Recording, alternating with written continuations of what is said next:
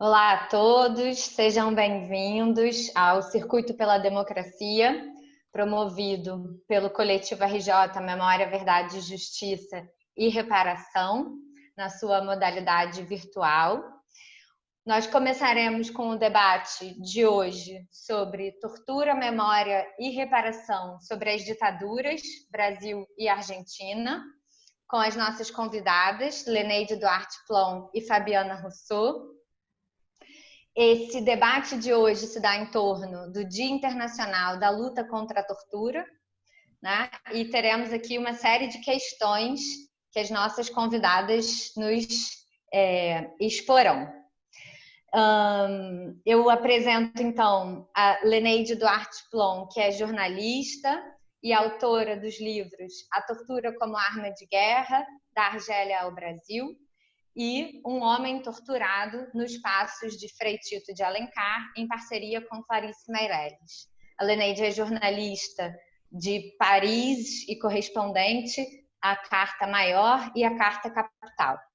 A Fabiana Rousseau, nossa segunda convidada, é psicanalista, ex-diretora do Centro de Assistência a Vítimas de Violações de Direitos Humanos, Dr. Fernando Ulloa, da Secretaria de Direitos Humanos da Nação na Argentina, e atualmente dirige a Associação Civil Territórios Clínicos da Memória. Obrigada pela presença de vocês e pela disponibilidade de estarem aqui conosco. Eu queria começar, né, partindo do que todos conhecemos, né, de que a tortura e os seus efeitos estão presentes nas nossas sociedades, né, desde os tempos coloniais, sem dúvida, mas com características próprias, né, de cada sociedade da América do Sul e com especificidades dos diferentes períodos históricos, né? Eu gostaria que, então, vocês começassem comentando sobre o uso sistemático da tortura pelas ditaduras no Brasil e na Argentina, né? Gostaria, se possível, que a Leneide começasse. Boa tarde a todos. Obrigada pelo convite, Fernanda. Eu queria começar dizendo que a tortura não foi inventada no século XX pelas ditaduras militares, né, do Cone Sul. Ela já existia. No Brasil se torturou muitos escravos durante a escravidão. Eles eram torturados, colocados no pelourinho, né, que é um instrumento de tortura também, chicoteados, e o pau de arara, que é uma forma de tortura, um instrumento de tortura tipicamente brasileiro, segundo as minhas pesquisas, era usado e sempre foi usado muito tempo antes das nossas ditaduras. Mas, durante as ditaduras, a tortura foi uma forma de obter informação e ela faz parte do arsenal da escola francesa, que foi levada para o Brasil pelos franceses que instituíram essa escola francesa, constituíram isso após a experiência deles na Indochina. Eles perderam a guerra, saíram da Indochina, era um território francês, era uma colônia francesa, e depois da Guerra da Argélia, eles teorizaram essa guerra moderna, como foi chamada, e da guerra moderna, que era uma forma de combater a revolução, a guerra revolucionária instituída e conceituada por Mao Tse-tung, dessa guerra moderna fazia parte a tortura para obter informações dentro dos interrogatórios feitos pelos militares. Então, a tortura ela vem de muito longe, mas ela foi institucionalizada, digamos, pela escola francesa, né? E muito usada nas ditaduras do Cone Sul, nas ditaduras da América do Sul. Não sei se eu respondi exatamente a pergunta. A Fabiana quer com... Sí, no, estaba esperando si Fernanda quería decir algo, porque si no quería comentar... Pode comentar, Fabiana. Bueno, y obrigada. además agradecer también, en principio es muy agradecida por este espacio y un honor para mí siempre debatir con los colegas y compañeros brasileros. Hemos tenido experiencias comunes muy dolorosas, muy trágicas, y por supuesto, como mencionaba también Fernanda al comienzo, las prácticas desarrolladas por esa crueldad estatal contra nuestras sociedades producen efectos hasta la actualidad. Y yo agregaría a lo que comentaba Leneide, que la práctica sistemática de la tortura sobre nuestras sociedades ha implicado también una dimensión que tiene que ver con el escarmiento social, es decir, como una forma de aplicar la tortura directamente o algunas formas sistemáticas de tortura sobre algunos cuerpos para que el impacto del terror y la parálisis impactara en todo el cuerpo social. Y me parece muy interesante porque de esa manera también podemos hacer una lectura sobre cómo eso impactó en aquellas épocas, digamos, sobre lo social, pero cómo ese efecto se transmite, ¿no? y persiste en sus marcas hasta la actualidad. De hecho, bueno, me adelanto mucho, pero de hecho acabamos de, en un contexto muy particular, que habría que leer desde un montón de otras, digamos, aristas, pero acabamos de presenciar un episodio mundial con la tortura practicada, ¿no? a Floyd en Estados Unidos, y cómo eso desencadenó, entre otras cosas, por supuesto, esta dimensión de lo tortuoso que se aplica sobre algunos cuerpos y el modo de escarmiento y el impacto sobre todo el cuerpo social.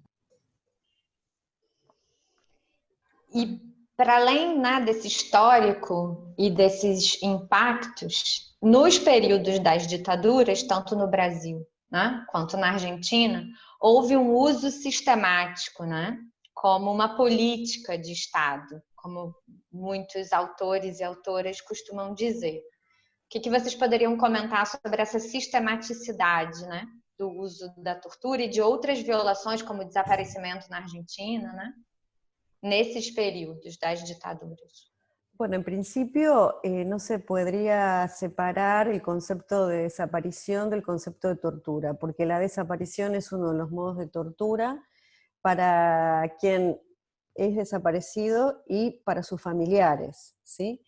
De hecho, es el máximo modo de tortura, es decir, el hecho de que el cuerpo de una persona desaparezca y que se cancele entonces, digamos, la posibilidad del rito funerario constitutivo de, digamos, los principios civilizatorios. Entonces, es un modo de tortura permanente, es un modo de tortura sistemática en la medida en que es ejercida por los estados como un plan criminal por parte de los estados. Es decir, esto es muy importante de remarcarlo porque en las sociedades se producen distintos tipos también de prácticas tortuosas, ¿sí? Pero cuando se habla de sistematicidad, de plan sistemático, se habla de la aplicación por parte de una política desde el Estado.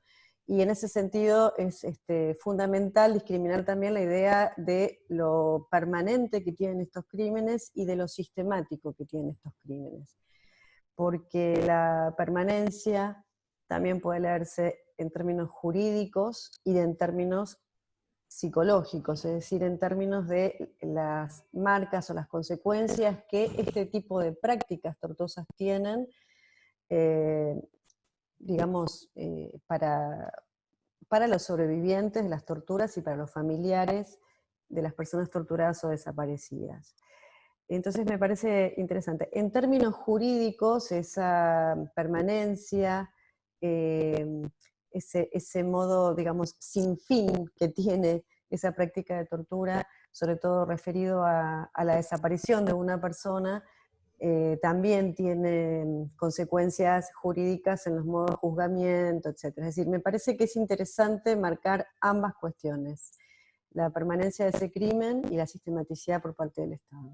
Leneide, eu gostaria de comentar bastante também a partir das suas pesquisas, né, da vasta pesquisa historiográfica, de entrevistas que você já fez? Olha, na Argélia, os militares franceses desapareceram com centenas de argelinos que faziam parte da Frente de Libertação Nacional e, depois de torturados, eles matavam e desapareciam. As pessoas desapareceram. Foram muitos, centenas de desaparecidos e, se eu não me engano, milhares. Talvez o número seja 3 mil e alguma coisa. Eu não sei o número exato mais.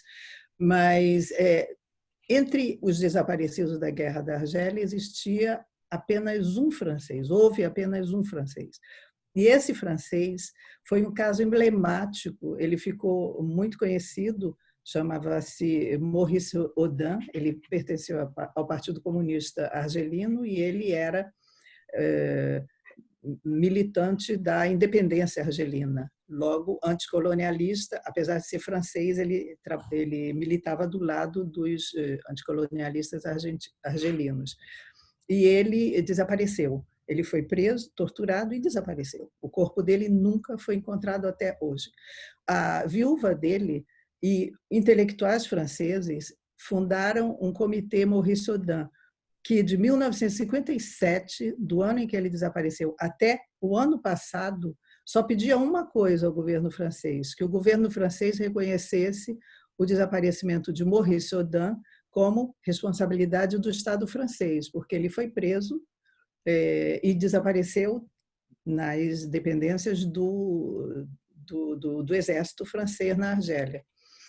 Nunca nenhum presidente francês teve a coragem de reconhecer esse desaparecimento como uma responsabilidade do governo francês.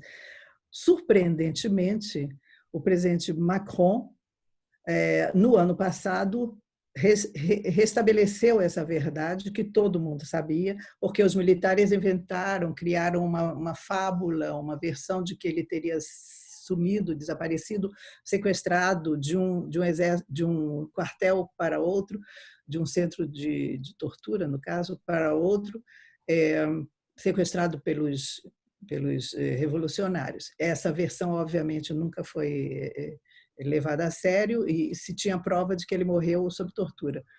E, no ano passado, o presidente Macron, diante da viúva do Maurice Audin, Josette Audin, ele reconheceu, pediu desculpas, perdão, em nome da França, pelo desaparecimento do marido dela, e ela morreu poucos meses depois. É como se ela tivesse vivido apenas para esperar esse dia em que o Estado francês reconhecesse o desaparecimento do marido dela. Foi o único francês que se tornou emblemático porque foi o único desaparecido. Houve franceses torturados, mortos, eventualmente nas batalhas, né? Mas ele é um caso, é uma história muito, muito conhecida e muito emblemática dessa época da Guerra da Argélia. No Brasil, nós temos menos desaparecidos que na Argentina e no Chile, talvez, né? Um número mais, houve também muitos desaparecidos e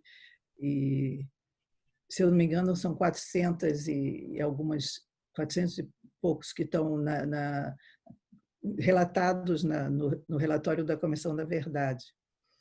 Mas é uma tortura para a família, né? As famílias continuam sendo torturadas por essa ausência, pelo luto que não conseguiram fazer, como disse a Fabiana. E dando continuidade, né, a essa questão, houve uma série de processos, né, de denúncia, mesmo durante as ditaduras, né? Como se deu na experiência da Argentina esse processo de denúncia da tortura e a sua relação com a formação de movimentos sociais por memória, verdade, justiça e reparação, assim como no Brasil? Você poderia comentar, Fabiana? Sí, bueno, el proceso, digamos, sería muy largo contar, pero sí es muy importante remarcar que el proceso de denuncia se inició en el mismo momento donde se producían los hechos. y de hecho en un primer momento inicial, es decir, a partir del año 76, las madres y las abuelas y distintos familiares presentaron sus denuncias, primero en las instancias que había en ese momento, digamos, porque bueno, era muy reciente, sobre todo el impacto que tenía la desaparición masiva y sistemática de personas, y entonces, bueno, no había muchas instancias. Esto obligó a los familiares, fundamentalmente a las madres y a las abuelas de Plaza de Mayo, posteriormente denominadas así, a organizarse en un momento donde era muy difícil poder construir organizaciones, porque por supuesto estaba prohibido. De hecho, las rondas de las madres surge en abril del 77, a partir del encuentro de muchas madres que ya empezaban a verse en algunas instancias, en algunos sedes del ejército, en comisarías, en iglesias, en lugares donde trataban de ver cómo denunciar y cómo buscar, digamos, el destino de sus familiares, y se reúnen en la Plaza de Mayo, frente a la pirámide, y como estaba prohibido, digamos, el derecho de reunión, la policía les dice a las madres, circulen, circulen señoras, circulen. Y ahí es donde las madres dicen, bueno, circular significaba que se dispersen, ¿no? Es decir, que caminen, que salgan, que no podían estar reunidas. Y entonces lo que las madres hacen es tomar esa orden de modo literal y empiezan a circular, a caminar juntas alrededor de la pirámide de la Plaza de Mayo. Y así surgen las rondas de las madres y la primer forma de organización y de lucha colectiva en plena dictadura y en plena prohibición, digamos, del derecho de reunión, y en pleno estado de sitio y en pleno toque de queda. Es decir, ese modo de resistencia y además de invención de una lógica colectiva de denuncia, fue determinante en la historia de la Argentina para construir a partir de ahí todos los modos de lucha y denuncia que sobrevinieron, digamos, desde el primer momento. Había en ese año muy pocos organismos de derechos humanos. De hecho, el que existía hasta ese momento era la Liga Argentina por los Derechos del Hombre, que se había fundado en el año 37 en Argentina, pero a partir de la demanda, digamos, a muchos abogados, a personas que, bueno, que se contactaban con los familiares de las víctimas, y la necesidad de empezar a buscar a tantas personas desaparecidas y, digamos, bueno, detenidas y desaparecidas, surgieron en ese momento 8 organismos de derechos humanos en Argentina. Entonces, bueno, digamos, hay una experiencia común muy importante de construcción política y de denuncia.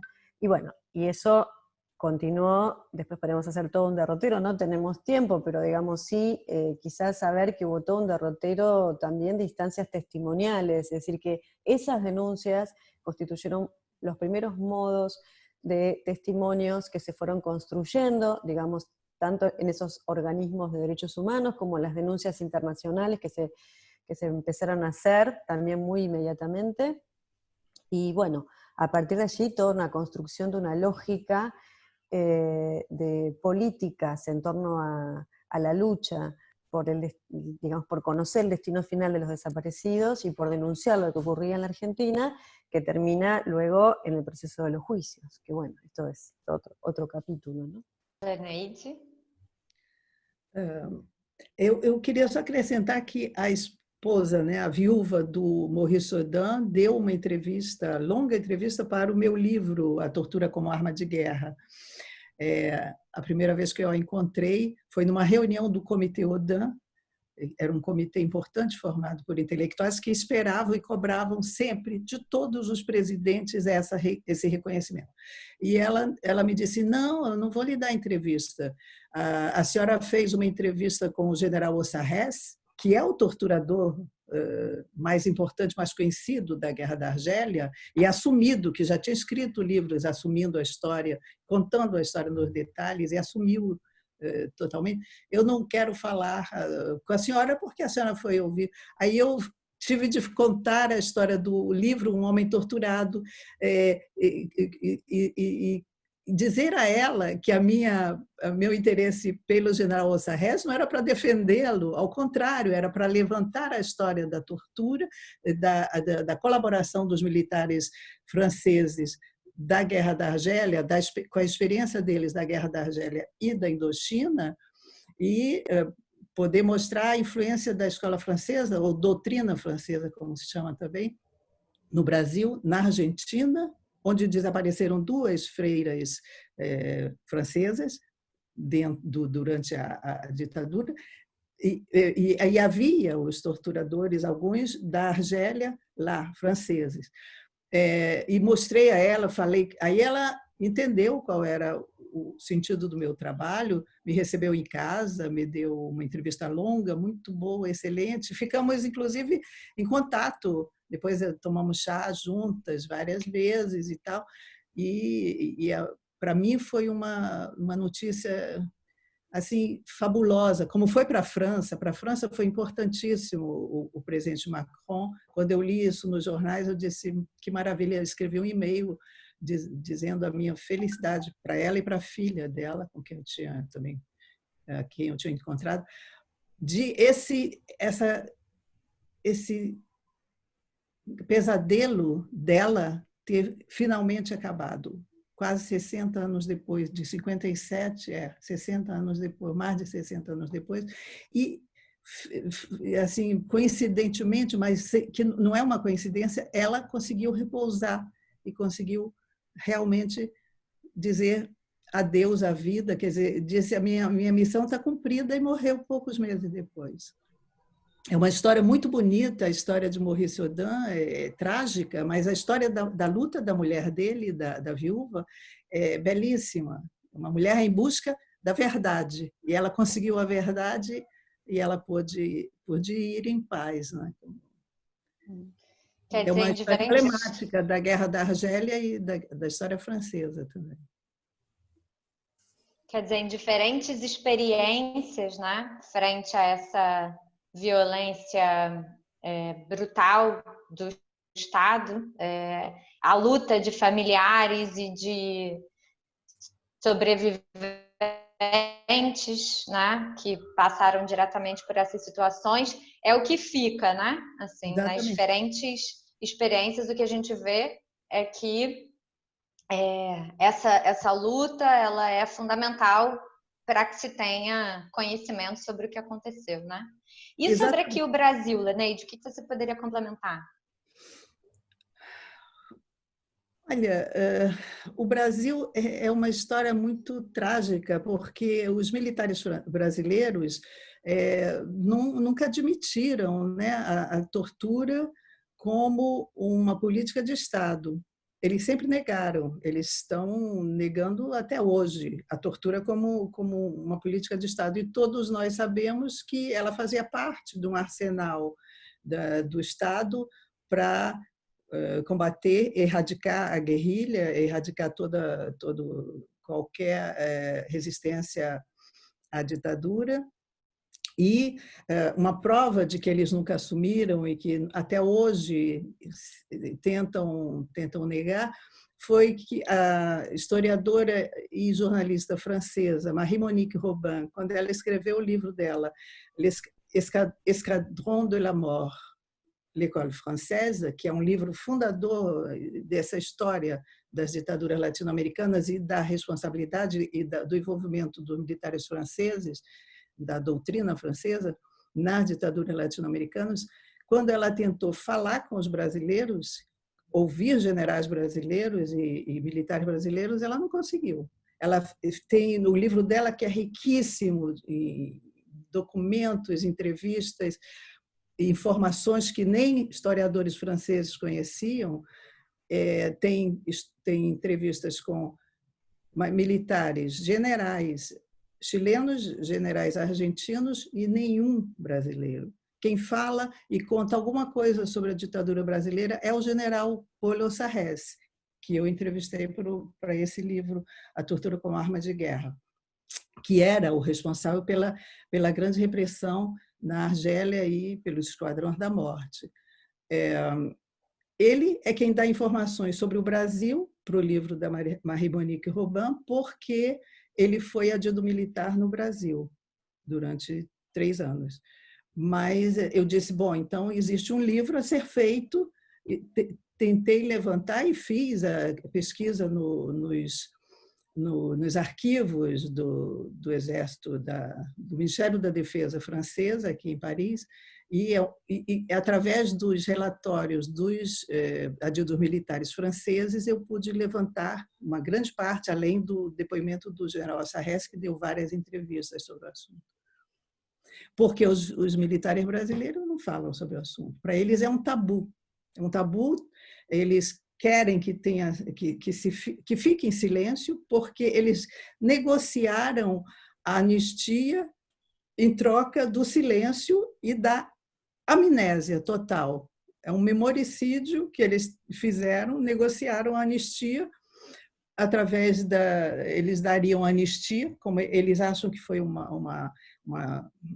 presente ou uma dádiva negociada com os civis brasileiros e no fim da ditadura, mas em troca eles exigiram o silêncio e a amnésia, né? E é o que a gente vive hoje, essa volta da ditadura militar através do voto, uma eleição truncada, fraudulenta, e todo mundo conhece, e a volta dos militares ao poder. Eles estão em todos os ministérios, eles estão dirigindo o Brasil. Não é um militar que está dirigindo o Brasil, é uma volta da ditadura militar, é como se fosse uma restauração da ditadura de uma forma lenta e gradual, mas que está indo cada vez mais caminhando à frente.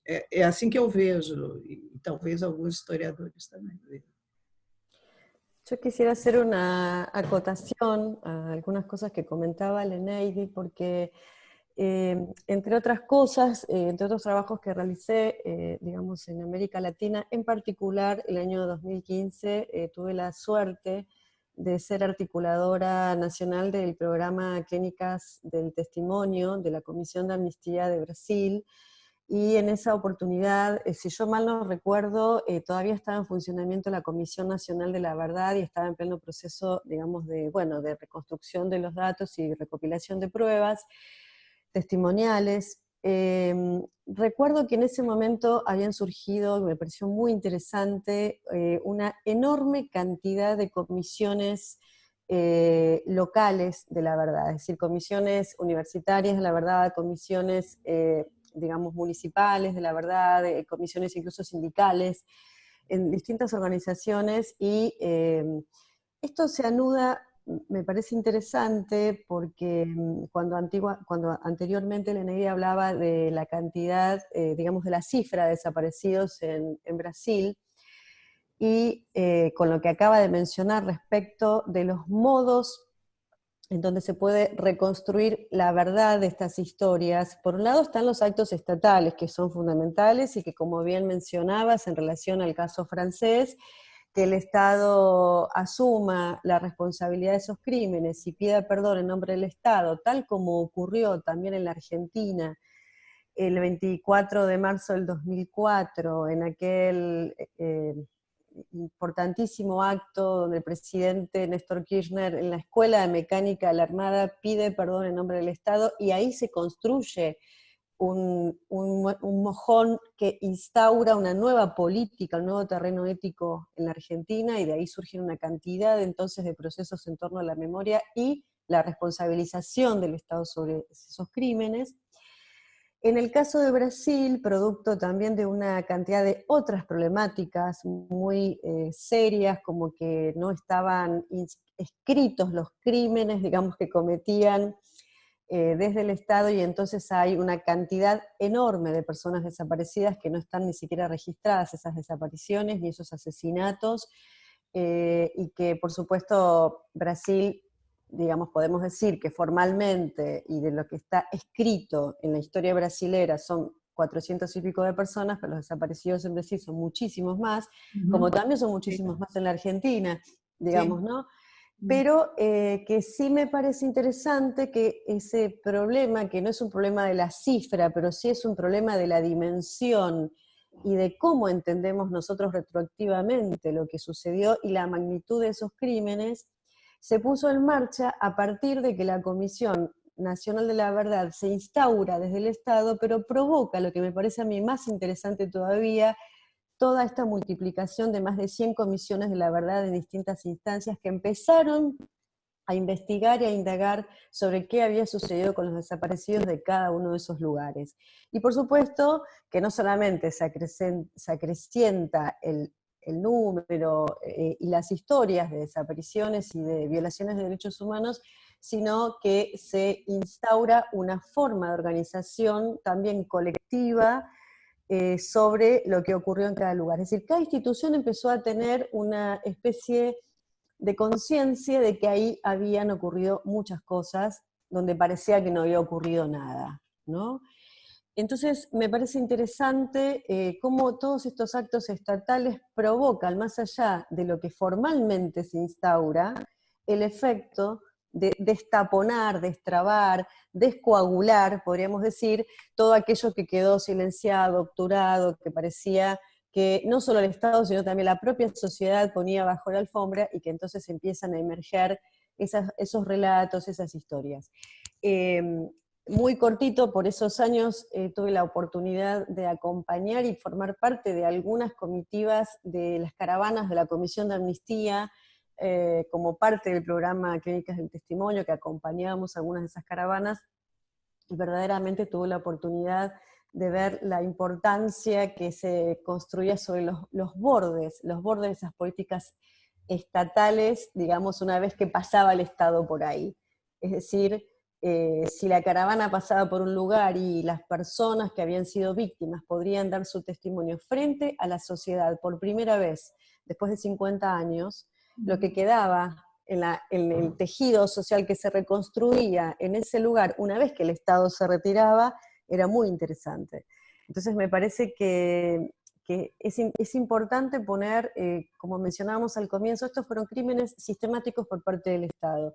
No es lo mismo que el Estado asuma la responsabilidad de esos crímenes, a que el Estado no lo asuma y que sea solo una construcción, digamos, comunitaria, social, de las organizaciones de derechos humanos, sino cómo este proceso que durante los años 2000 se dio en muchos países del Cono Sur, que es que los estados asumieron parte de la reconstrucción que las organizaciones sociales habían hecho, de buscar, digamos, los nombres de los desaparecidos, de buscar las pruebas de lo que había ocurrido, cuando los estados, por supuesto, habían intentado instalar la impunidad en todos nuestros países. Há uma complexidade nesse processo, né? E sem dúvida, pelo que vocês duas pontuam, essa presença do Estado, ela faz uma diferença, né? Apesar de não ser a única forma, né, de produção de verdade, de produção de memória e até de reparação, muitas vezes, né? Mas eu queria também trazer para o debate, a Fabiana já mencionou uma série de políticas relacionadas à sua experiência aqui no Brasil, mas a experiência argentina é bastante distinta da brasileira, né? Na construção de políticas estatais desse campo da chamada justiça transicional, né? E para nós é muito rico conhecer essa experiência argentina. Queria que você comentasse um pouco, Fabiana, sobre essa construção de políticas, né, por parte do Estado argentino y a relevancia individual y colectiva disso, ¿no? Bueno, en Argentina también lo que estrictamente se conoce como el concepto de justicia transicional se llevó a cabo inmediatamente cuando terminó la dictadura. En el año 82, 83, en el año 85 comienza a funcionar la Comisión Nacional de Desaparición de Personas, la CONADEP, y entonces se instaura el conocido juicio de los Juntas, que es la causa 13, para también reconstruir parte de lo que fueron, digamos, los crímenes por desaparición, por privación legítima de libertad, Y ya en ese momento se comienza a construir una lógica de denuncia atravesada por la justicia. Es decir, a pesar de que en ese momento no hubo un juzgamiento masivo como sí está habiendo en la Argentina a partir del año 2006, que se reabren las causas con juicios orales, se produjo ese primer impacto de apelación a la justicia respecto de los crímenes. Entonces, a mí me parece que eso marcó una diferencia fundamental, porque entonces ya el concepto de justicia de transición queda un poco dividida a partir de que ya no es solamente la reconstrucción de la verdad, sino el nudo de todo ese proceso es la justicia, ¿no? Entonces, en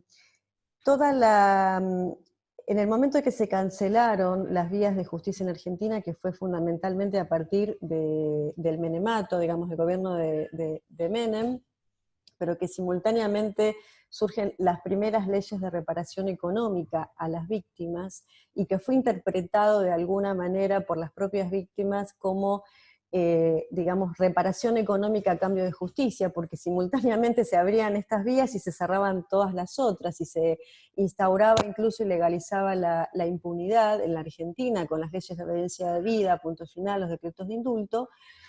Entonces, se buscaron otras formas. Bueno, si por esta vía se cancela, entonces buscamos otra. Y ahí surgen, durante todo ese periodo, los años 2000, una serie de sanciones, por un lado sociales, como por ejemplo la invención del concepto de escrache por parte de los hijos de desaparecidos, que era ir a buscar a aquellos responsables de los crímenes, fundamentalmente de sus padres, digamos, y entonces ubicar dónde, a partir de investigaciones que se realizaban, dónde vivían, cómo se llamaban, y que sus vecinos supieran que estaban conviviendo con, digamos, personas que habían torturado, asesinado y desaparecido. También surgieron los juicios por la verdad, que fueron instancias, que ahí podríamos pensar más en la lógica de la justicia transicional, en el sentido de que fueron instancias en donde se inauguraban audiencias con fiscales y en donde se presentaban los casos, se denunciaban, digamos, todos los casos, los familiares se acercaban a denunciar, y no tenía sanciones penales, no tenía consecuencias penales, pero sí, digamos, se constituyó un acervo muy importante de denuncias y de casos que en algún momento, cuando se reabrieron, después de, digamos, cuando reabrieron los juicios en la Argentina en el año 2006, perdón, parte de esas denuncias fueron utilizadas y tomadas como prueba para poder tirar de un hilo jurídico y a partir de ahí reconstruir toda la lógica de juzgamiento.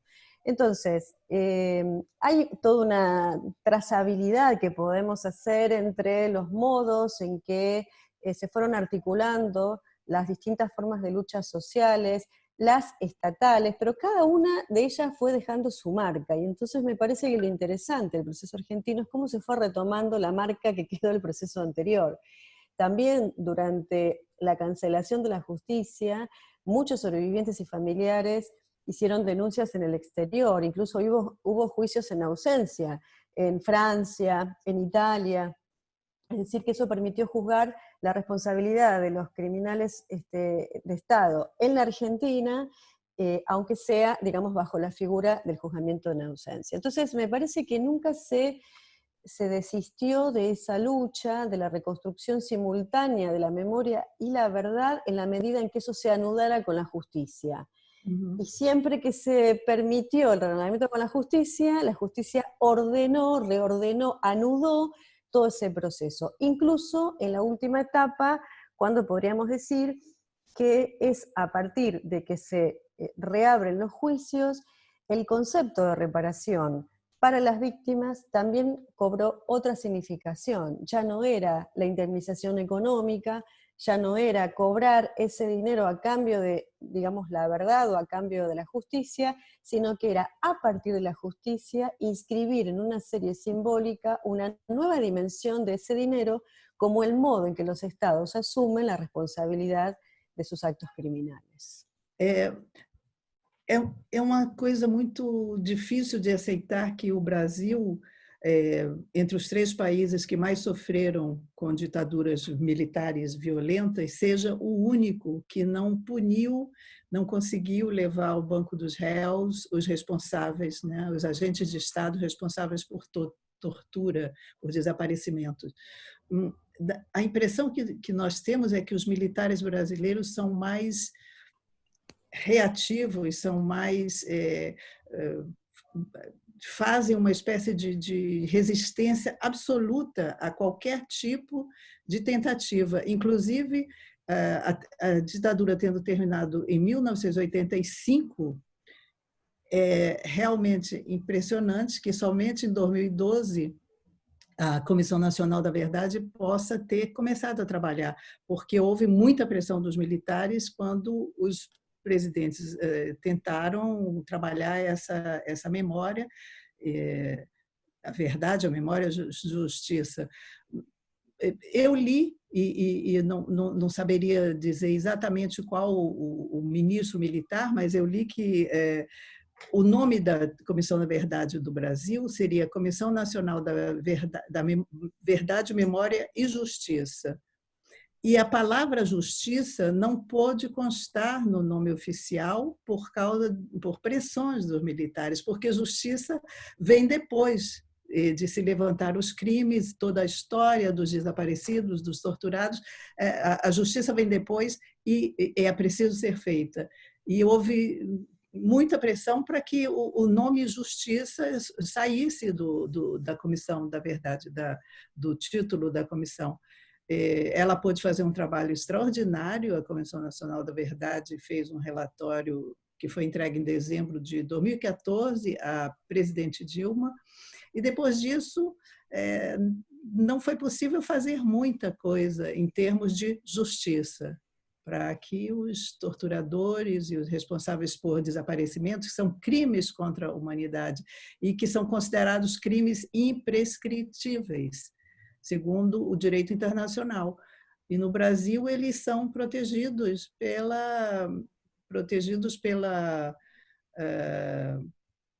pelas instituições militares, que de uma certa forma ainda detêm um grande poder, apesar de ter havido uma transição para o governo civil e para presidentes eleitos, né, civis.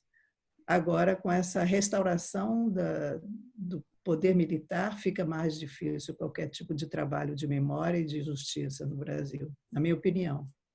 Eu não sei o que você pensa, Fabiana. Sí, digamos, en nuestros países, a pesar de que hubo una coordinación represiva en todo el Cono Sur y que se implementaron las mismas prácticas, digamos, estatales de tortura, desaparición, digamos, y de una manera coordinada, porque, por ejemplo, en Argentina funcionaron al menos hubo un centro clandestino que funcionó de modo articulado directamente, donde los militares de distintos países tomaban a los secuestrados, los trasladaban en vuelos de la Argentina a Uruguay. En Brasil hubo una coordinación y secuestros de personas que, digamos, eran argentinas y que estaban en Brasil y que fueron, bueno, es decir, fue impresionante la coordinación que eso llevó, digamos, para poner en práctica esa forma de persecución digamos, a los no solamente líderes, ¿no? Digamos, políticos, sino también, bueno, esa forma de persecución masiva a todo aquel que se oponía a las dictaduras, pero fue muy distinto el modo en que asumieron posteriormente esos países los procesos de justicia, porque si bien Brasil fue el más complicado en esto que vos mencionabas recién, de que, digamos, no, a partir de los acuerdos que hubo con los militares, no hubo manera ni siquiera de mencionar, de introducir la palabra justicia. En Uruguay y en Chile hubo modos de hacerlo, pero también fueron modos muy diversos a los que hubo en la Argentina. Y uno se podría entonces ahí preguntar, que es algo que yo me pregunté durante mucho tiempo, ¿por qué tuvo el impacto que tuvo en la Argentina ese proceso de justicia y no tuvo el mismo impacto en Chile o en Uruguay, donde sí hubo juicios, ¿no? Donde sí hubo modos de juicios y donde hubo, digamos, incluso durante mucho tiempo procesos judiciales?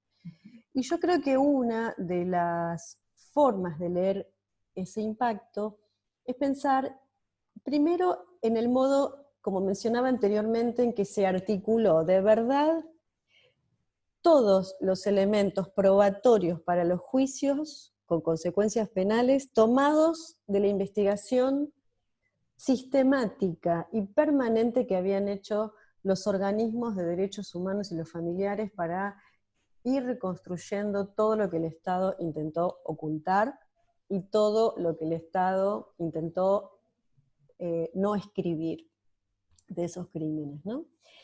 Que el Estado haya asumido entonces una política de juzgamiento, tomando y articulando toda esa construcción y todas esas verdades que los familiares y los organismos habían restituido o siguen restituyendo día a día en relación a lo sucedido, me parece que es fundamental. Luego que esos juicios hayan tenido, digamos, el carácter de juicios públicos, orales y públicos, y que se hayan inscrito dentro de la lógica de la justicia ordinaria de la Argentina, es decir, que no se constituyeron tribunales extraordinarios como en otros lugares del mundo, y eso no quedó entonces reducido a un hecho aparte de la justicia, digamos, y la letra jurídica de ese país. Es decir, no fue un acontecimiento excepcional, no fue un acontecimiento que se creó específicamente, que comienza y que termina para pensar esos crímenes aparte de los otros crímenes, sino que fue, en términos simbólicos, se juzgaron con los mismos jueces que juzgan otro tipo de delitos penales. Las audiencias son orales y públicas en los tribunales donde se juzgan todos los hechos penales de la Argentina. Y por supuesto que esto trajo un montón de problemas, porque, digamos, al comienzo los jueces que juzgaban este tipo de delitos vinculados a, digamos, crímenes de lesa humanidad, no estaban habituados a juzgar este tipo de crímenes, y entonces había un tratamiento hacia las víctimas fundamentalmente, y también hacia los imputados, pero fundamentalmente hacia las víctimas, que era como si fuera un delito común, un delito penal común, y entonces la víctima muchas veces era tratada de una manera muy poco, digamos, acorde a la dimensión de lo que ese delito implicaba.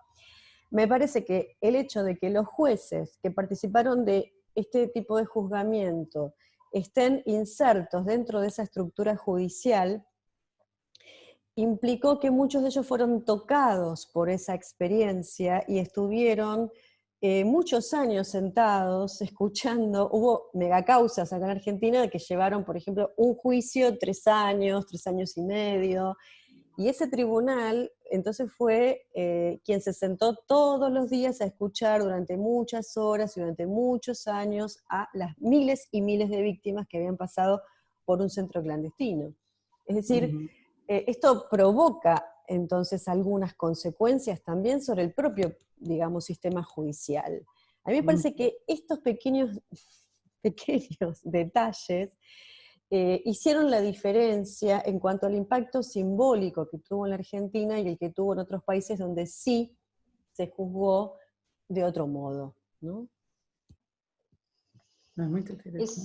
Essas observações, né, acerca das ações oficiais do Estado, desse impacto, dessa mudança, da atuação do Poder Judiciário na Argentina, me faz pensar um pouco, né, sobre essa situação totalmente diversa aqui no Brasil, que eu acho que a Leneide poderia comentar a partir da sua vasta pesquisa, quantidade de entrevistas, né? Me vem à cabeça, por exemplo, o caso da atriz Beth Mendes, sobre o qual você já escreveu também, né, de denúncia em relação a essa questão, né, do efeito simbólico que tem a estrutura do Estado, como a estrutura do Estado, ao permanecer intacta, né, e ao não se deixar afetar sobre a verdade e o tratamento pela justiça dessas violações?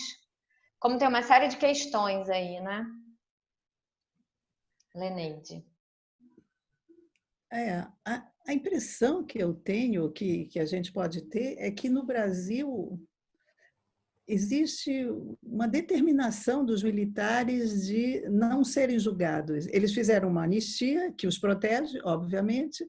A anistia anistiou os crimes passados, segundo eles, dos terroristas, entre aspas, quer dizer, os crimes julgados pela ditadura de pessoas que resistiram com armas e que estavam no exterior exiladas e puderam voltar, ou já tinham sido mortas e já tinham desaparecido. Bom, então esses crimes vistos pelos militares como crimes de terrorismo foram anistiados. Mas, na realidade, os militares se anistiaram a eles mesmos e se protegeram com a anistia, fazendo com que eles não pudessem nunca mais ser cobrados. E os agentes do Estado que foram responsáveis pelos crimes contra a humanidade, de tortura e desaparecimentos forçados, nunca pudessem ser julgados. E eles fizeram tudo e fazem até hoje para, como disse um general ao presidente Lula, vamos botar uma pedra em cima. Quer dizer, isso já é passado, assim, essa frase ele usou, isso já é passado, presidente Lula. Vamos botar uma pedra em cima, falando de uma possível comissão da verdade que não estava instalada, era ainda um projeto. Porque eles não querem voltar a esse passado. Esse passado é como se eles tivessem colocado sob o tapete e eles se sentem protegidos com a lei da anistia que eles fizeram no Brasil. A Beth Mendes era uma deputada que foi acompanhando a comitiva do presidente Sarney, em 1985, logo depois da eleição indireta do primeiro presidente civil, e essa comitiva, na Embaixada do Brasil, encontra uma pessoa que apresentam a ela como sendo o adido militar brasileiro, e ela não estende a mão porque era o torturador dela. Era o coronel Brilhante Ustra, Carlos Alberto Brilhante Ustra. E quando ela volta ao Brasil, ela escreve uma carta ao presidente dizendo que era um absurdo que o contribuinte brasileiro pagasse um salário importante de $10 mil na época a um ex-torturador e que ele estivesse totalmente impune e representando o Brasil, no caso no Uruguai, em Montevidéu. O ministro do Exército, general Leônidas Pires Gonçalves, na época,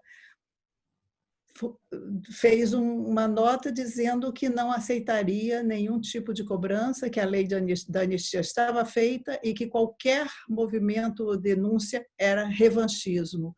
E botou uma pedra em cima, quer dizer, o poder civil se calou, a sociedade civil não teve nenhuma reação, os jornais se calaram. Eu fiz uma entrevista com Beth Mendes que não foi publicada pela revista Veja, num ato de autocensura. Eles não tiveram coragem de publicar porque o general disse que qualquer tipo de denúncia depois da anistia era considerada revanchismo. Existe no Brasil uma proteção dos militares aos crimes e aos criminosos que cometeram tortura, desaparecimentos, e é difícil imaginar um dia a sociedade brasileira despertar disso e exigir que sejam punidos, ou exigir não se exige que eles sejam torturados, evidentemente, mas exige ao menos o reconhecimento desses crimes, que esses crimes existiram e que eles não conseguem admitir. E a lei da anistia os protege, como protegeu na França os militares da Argélia. A lei de anistia feita pela França os protegeu, e quando o general Ossarrez escreveu um livro em 2001, em que ele assumia, contava em detalhes as torturas, os desaparecimentos do Esquadrão da Morte na Argélia, ele foi levado aos tribunais pela Liga de Direitos Humanos E a lei da anistia falou mais alto, ele foi anistiado, ele foi libertado e o processo, ele não foi condenado, porque tinha havido uma lei de anistia. Então, no Brasil, infelizmente, nós não conseguimos fazer o que a sociedade argentina fez, esse trabalho de memória, verdade, justiça. No Brasil, não conseguimos, e é uma ferida que volta sempre, e agora está voltando, é o retorno do recalcado. O que foi recalcado na nossa história pelos brasileiros, pelos que sofreram, pelos que ignoram, querem ignorar, querem esconder ou esquecer, essa amnésia coletiva que o Brasil promoveu, ela volta agora, ela está voltando agora. O retorno desse recalcado que a gente leva na nossa história e que a gente nunca trabalhou, né?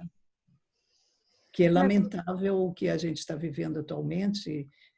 É uma história nunca trabalhada e nunca, na realidade, nunca conseguimos produzir o que a Argentina conseguiu, que é um belíssimo exemplo. Eu tenho muita admiração pelo povo argentino, pelo que eles fizeram, pelo que eles têm feito nesse trabalho de memória e de justiça. Tenho o maior respeito por eles. A mí me parece, esto que decís es una pregunta siempre, ¿no? Porque en algunos pueblos parece que la memoria tiene un lugar en donde, digamos, radicar, y en otros pueblos pareciera que frente a las mismas situaciones no se ha logrado. Ahora, primero quiero hacer una aclaración que anteriormente me equivoqué en la fecha cuando dije que la CONADEP se había constituido en el año 85 y fue en el año 83, 1983. Y en relación a esto que recién decía Leneide también, me olvidé de mencionar que los procesos, los juicios orales se reabrieron en el año 2006, creo que en el 2005 ya comenzó a haber, digamos, a funcionar formalmente, pero porque antes de eso hubo una decisión presidencial también por parte de Néstor Kirchner de declarar la nulidad de todas las leyes, digamos, de impunidad.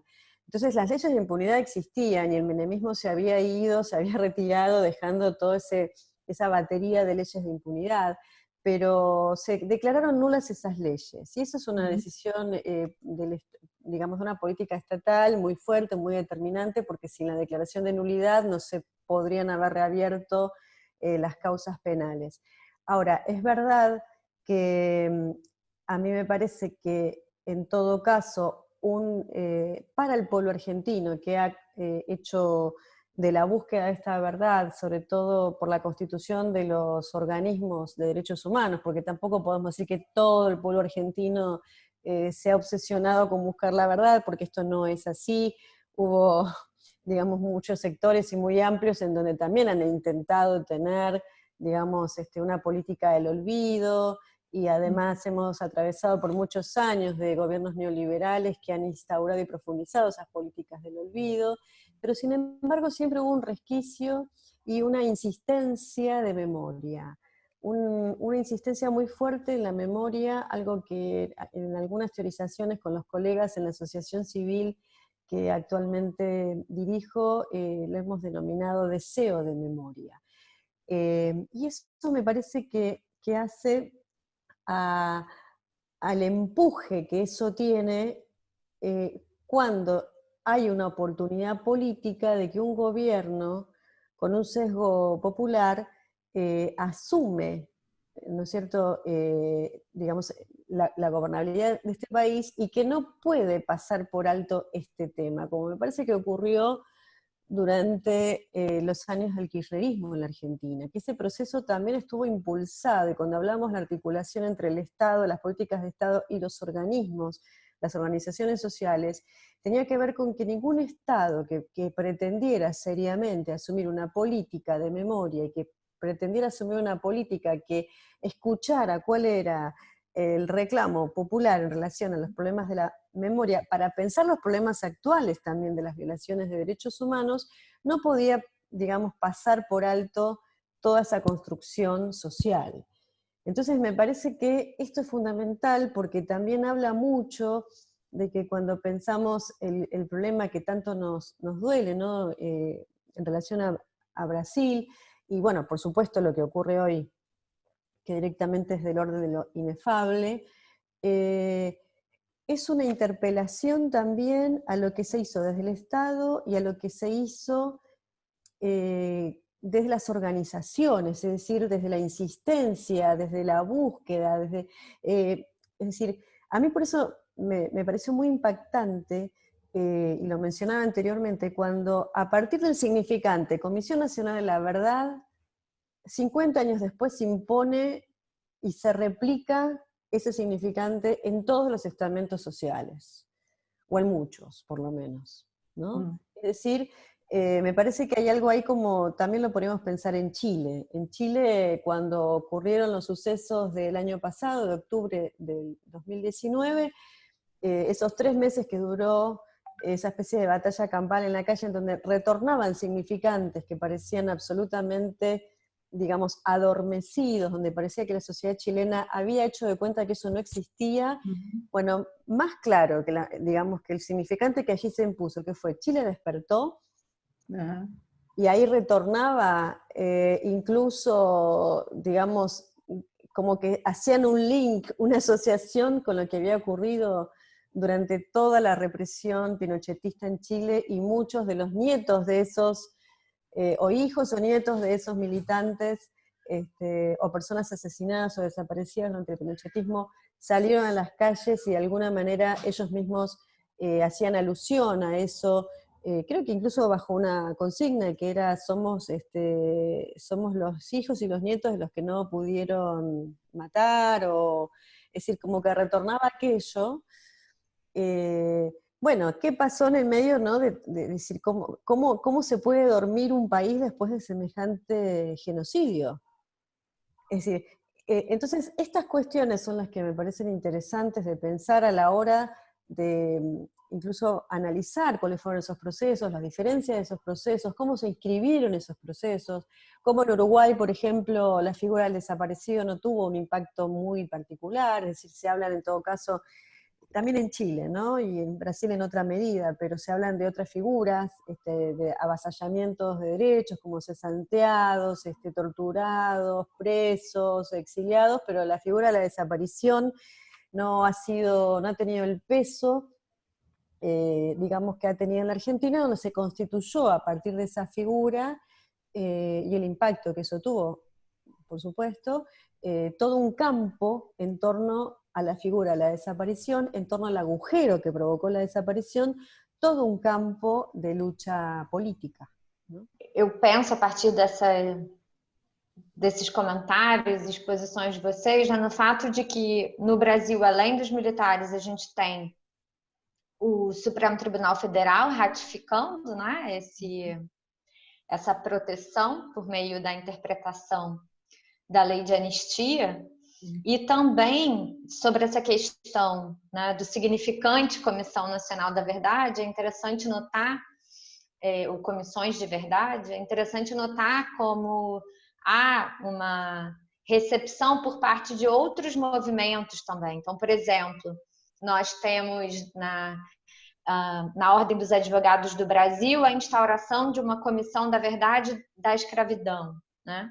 Nós tivemos um projeto que foi na Assembleia Legislativa do Estado do Rio de Janeiro, a Comissão da Verdade e da Democracia, assim como também na cidade de São Paulo, se eu não me engano, justamente voltada, né, para as mesmas violações, violações como execuções, desaparecimentos e torturas, já no período pós-Constituição Democrática, né? Então, de fato, há uma circulação, né, dessas bandeiras, dessas reivindicações que são muito interessantes também da gente observar.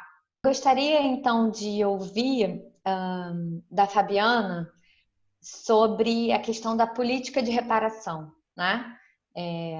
Um campo vasto sobre reparação, né? Que aqui no Brasil segue em debate, inclusive segue em debate, como eu mencionava, para outros segmentos sociais, que diz respeito, né, a violências de Estado em outros períodos históricos.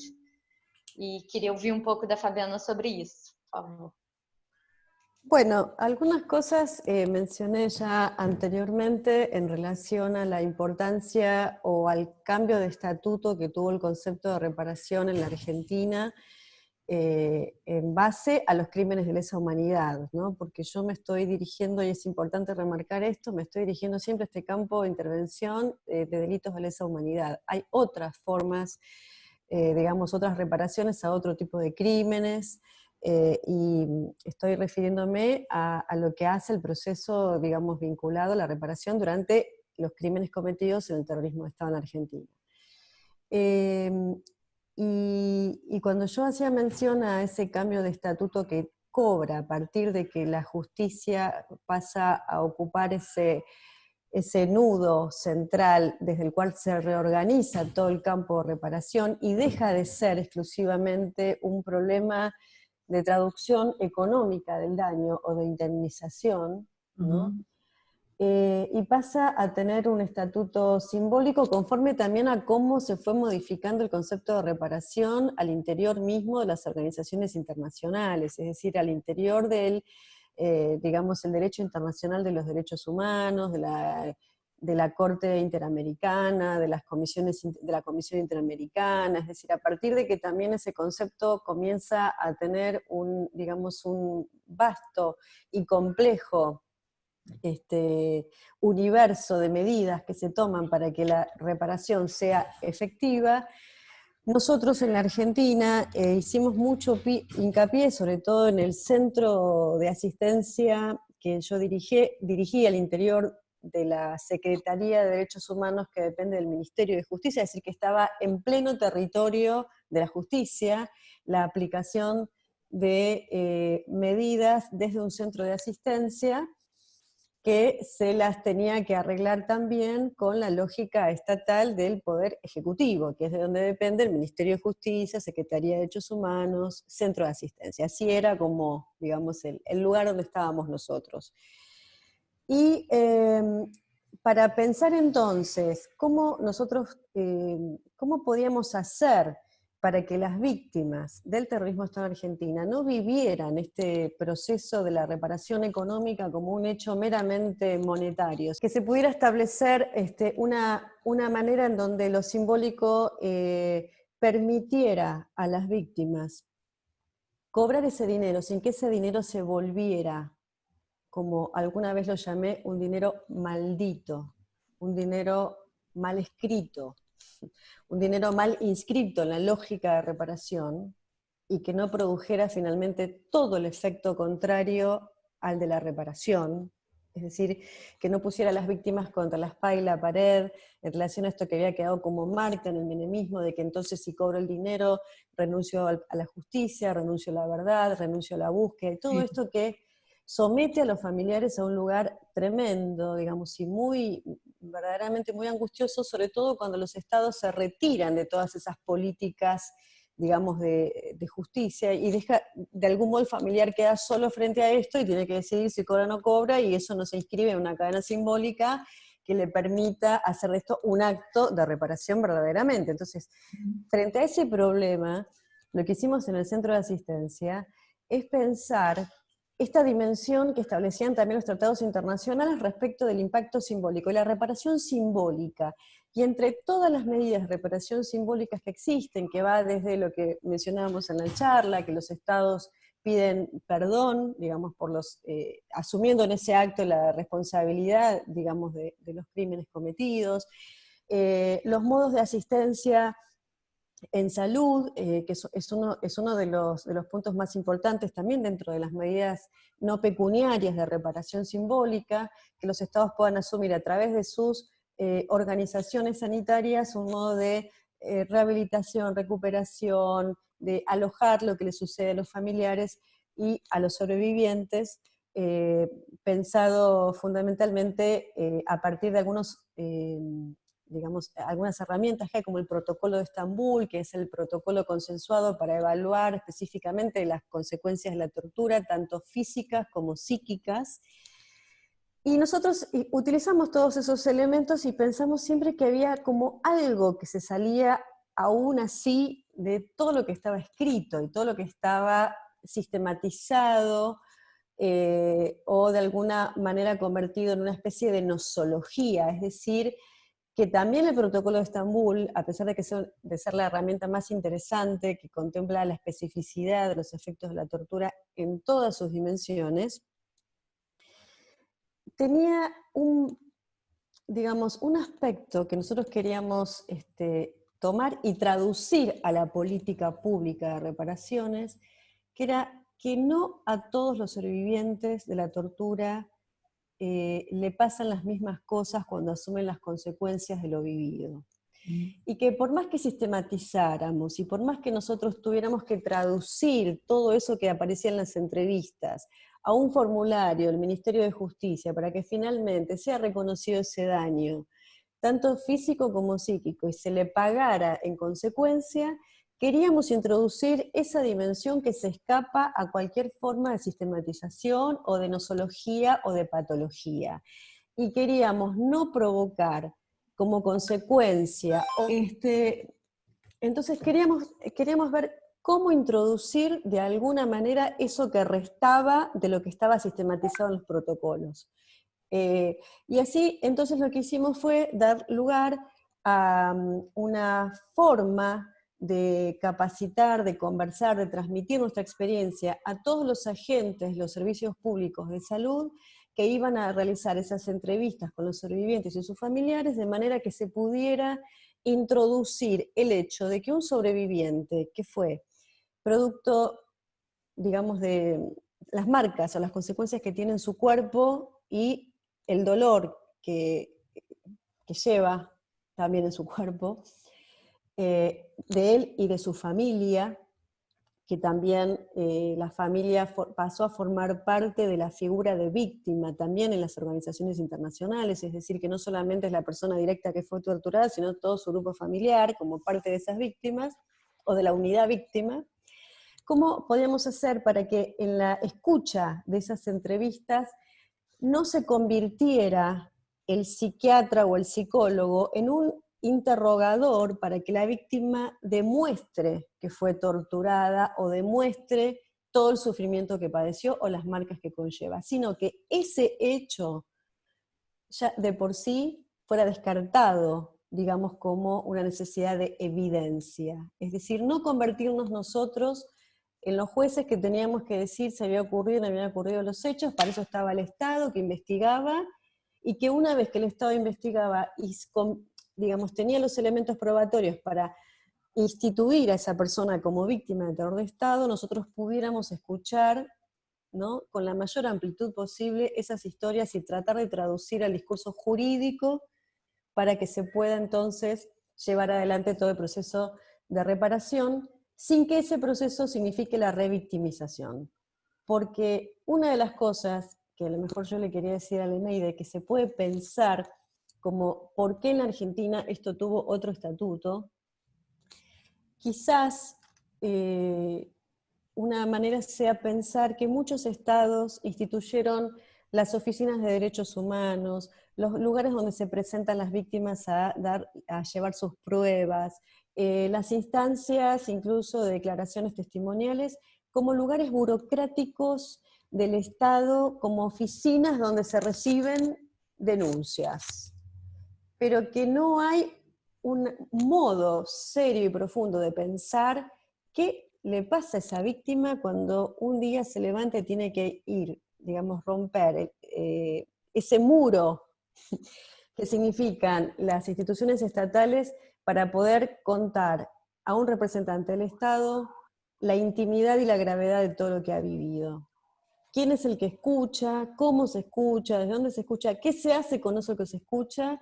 No es un tema menor. Y eso hay que pensarlo muy seriamente. Cuando los estados abren las vías de la palabra, me parece que no lo pueden abrir de cualquier manera, ni pueden convertir eso en un formulario burocrático. Se abre la vía de la palabra, de un testimonio del horror, que ya de por sí extrema la condición misma del lenguaje, y tiene que haber, por supuesto, además de personas que escuchen, una dimensión de lo que se va a escuchar. Y entonces una forma responsable de asumir desde el Estado qué se hace con eso que se escucha. Me parece que eso es lo que nosotros intentamos como instaurar como marca al interior de los mecanismos burocráticos del Estado, humanizando la escucha en esas instancias para que no se conviertan esos procesos de reparación en procesos de revictimização. Essa dimensão realmente me parece fundamental. Bom, eu queria agradecer pelas respostas, comentários e convidá-las a fazer os comentários finais para que a gente se encaminhe. Leneide. Eu queria acrescentar apenas uma frase ao que a Fabiana disse sobre a consideração das famílias como vítimas também. Uma jurisprudência da Corte Europeia de Direitos Humanos reconheceu recentemente, há poucos anos, os parentes próximos dos desaparecidos como vítimas diretas de violação de direitos humanos pelo sofrimento moral que eles tiveram. Isso é importante. Eu queria também acrescentar uma frase. O filósofo Michel Terechenko, francês, escreveu um belíssimo livro sobre a tortura, chama-se Du bon usage de la torture, ele não foi traduzido em português, que eu usei muito para esse meu livro, A Tortura como Arma de Guerra, e ele, numa entrevista recente ao Le Monde, ao jornal do Le Monde, ele frisa que a proibição da tortura e dos tratamentos degradantes é um direito humano e que esse direito não pode admitir nenhuma exceção.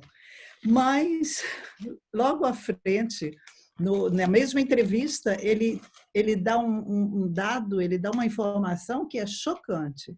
Em 2016, quer dizer, apenas 4 anos atrás, uma pesquisa feita na França pela ACAT, Action des Chrétiens pour l'Abolition de la Torture, é uma associação da qual eu faço parte, Ação dos Cristãos pela Abolição da Tortura. É uma associação que existe no mundo inteiro, em vários países do mundo, inclusive o Brasil tem a ACAT. A ACAT fez uma pesquisa e 54% dos franceses aceitam, segundo essa pesquisa, que uma pessoa suspeita de ter colocado uma bomba possa ser submetida a descargas elétricas, quer dizer, ao choque elétrico, a tortura de choque elétrico, e 36% pensam que o recurso da tortura é legítimo em situações excepcionais e 45% pensam que ela é eficaz para prevenir atos de terrorismo. Esses números são absolutamente chocantes quando a gente pensa que é uma pesquisa feita na França, no país dos direitos humanos, porque foi aqui que foi escrita a Declaração dos Direitos Humanos, em 1948, e sempre que a França é citada le pays des droits de l'homme, o país dos direitos humanos, porque ficou essa marca. É chocante pensar que ainda a gente, que com números tão importantes, admitem a tortura. É ainda um passo muito grande que a gente tem de fazer no sentido da civilização para que o mundo veja a tortura como uma coisa inaceitável, absolutamente inaceitável em qualquer situação. E isso é um trabalho de todos nós, todas nós e de todos os que querem caminhar no sentido da civilização. Obrigada, Leneide. Fabiana? Sí, lo que pasa es que como yo provengo del campo del psicoanálisis, hay algo que ya Freud dijo en el año 1920, digamos, lo escribió en el 19 y en pleno territorio de las marcas de la Primera Guerra Mundial, y es que en el hombre radica, digamos, una pulsión de muerte, ¿no? En el hombre radica una pulsión de muerte y eso es un tema muy serio, porque en todo caso nosotros no podemos esperar, esto que vos decís es muy impactante y hay una cantidad, digamos, de evidencias en los datos que vos traes y en lo que vemos incluso en la actualidad, es decir, hasta dónde la humanidad será capaz de llegar, digamos, y de soportar crímenes y crímenes y crímenes, digamos, convivimos con los crímenes desde que existe la humanidad, y además cada país con su particular modo de crimen convive y camina sobre sus propios muertos, y pareciera ser que eso, digamos, no ocurre. Hay efectos de renegación importantes, hay, no sé, no sé, muchas experiencias, no importa. Hubo muchos genocidios en el mundo, hay muchas experiencias en donde se intentó caminar por arriba de los muertos como si eso no hubiera ocurrido.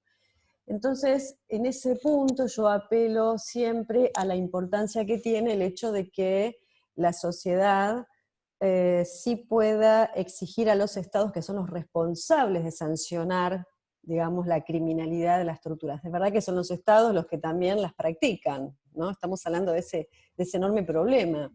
Pero que la insistencia en que la ley siga atravesando, digamos, y sancione lo que se constituye en un crimen, la tortura es un crimen, ¿no? Me parece fundamental. Y ahí sí coincido con Leneide en la necesidad de quienes apostamos a que esto sea un crimen que siga manteniendo la frontera entre lo que se puede y lo que no se puede, ¿sí? Es decir, apelar a esa legalidad que instaura fronteras. Me parece que es fundamental insistir permanentemente a que los estados asuman esa responsabilidad a partir de la articulación, digamos, de las organizaciones sociales con los estados para impulsar y controlar lo que los estados hacen con eso, ¿no? Porque es un tema muy serio. Es un tema muy serio que además coexiste con la humanidad. Es decir, la humanidad comienza también estos modos de la crueldad y la tortura. Entonces me parece que tenemos que apelar sistemáticamente, sin descanso en esto, a ser contralores, digamos, a agruparnos y a ser contralores de los estados en la implementación de estas fronteras legales. Bom, obrigada, Fabiana, obrigada, Leneide, por estarem aqui conosco hoje. Esse é um primeiro debate de uma série que a gente vem programando. Eu queria também, então, para quem nos assiste, deixar desde já o convite, né, para próximos debates que estão por vir, e sem dúvida alguma fazer eco, né, à fala de vocês de que a luta contra a tortura, né, pela erradicação da tortura é uma luta permanente. Obrigada. Muchas gracias a ustedes. Obrigada pelo convite.